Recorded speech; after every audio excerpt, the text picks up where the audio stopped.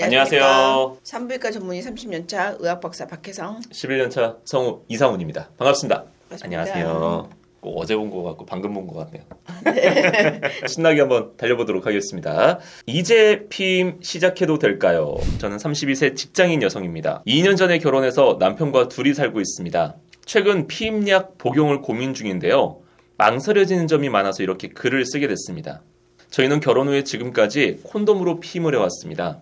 하지만 남편은 콘돔 없이 관계하고 싶어하는 눈치입니다. 그리고 저희는 아직 2, 3년 정도는 아이를 갖고 싶지 않아요. 피임약으로 피임을 하고 싶긴 한데 불안해서 질문을 드립니다. 피임약이 콘돔만큼 안전하다고 하는데 혹시라도 임신될 가능성은 없을까요? 장기간 복용을 해도 괜찮을까요? 혹시 나중에 아이를 가지려고 할 때 문제가 생기진 않을까요? 호르몬 변화로 인한 부작용은 없나요? 복용법, 그리고 나중에 혹시 까먹었을 땐 어떻게 해야 하나요? 라고 사연을 보내주셨습니다, 선생님.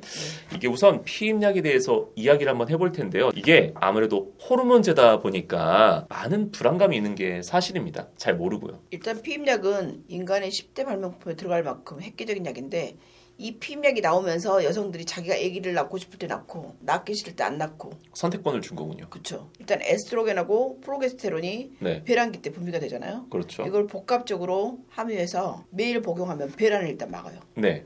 자궁 내막을 얇게 만들어서 착상을 못하게 해요.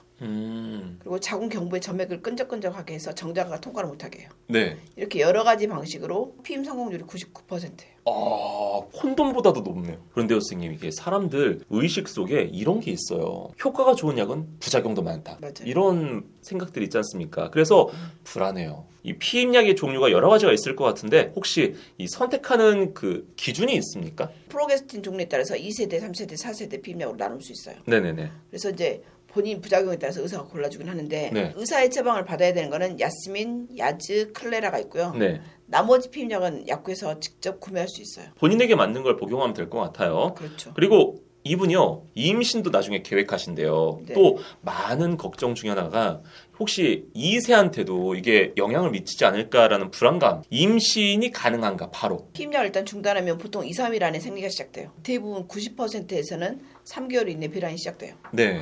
근데 이제 3개월이 지나도 배란이 안 된다. 네. 월경이 없다. 그런 네. 경우는 병원에서 배란약을 처방받으면 간단히 해결할 수 있기 때문에 또 너무 걱정할 필요는 없어요. 피임약은 임신 능력이나 네. 불임이나 기형 발생에 거의 영향을 주지 않아요. 그리고 혹시 임신 중인지 모르고 피임약을 복용하는 경우가 있어요.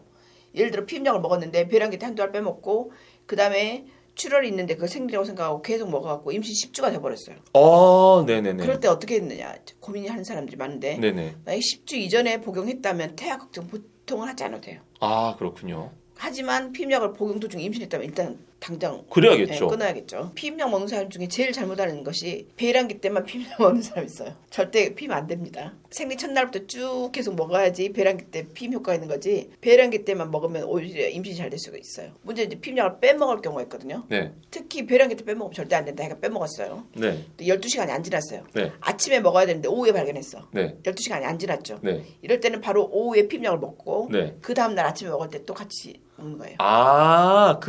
그다음 오후 날에 먹는 게 아니라 그날 먹고 그다음 오전으로 다시 넘어가서 다시 먹어야 된다. 근데 이제 12시간이 지나버렸어요. 네. 아침에 8시에 먹었는데 밤 한 12시쯤 돼버렸어. 네. 그래도 즉시 먹어요. 네. 12시간이 넘어서도. 그리고 다음날 또 하나를 먹는 거예요. 아침에. 하루 이상. 네. 1일 이상. 24시간 이상 지나버렸어요. 네. 그러면 하루 전날 하나라고 그 날짜 하나, 그러니까 두 네. 알을 같이 먹어요. 한꺼번에. 네. 네네네. 그렇게 먹을 수가 있고. 네, 방법이 다 있네요. 그렇죠. 네, 근데 사람은 누구나 실수할 수 있지 않습니까? 꼭 기억하셨다가 이 방법대로 꼭 활용하시기 바라겠습니다.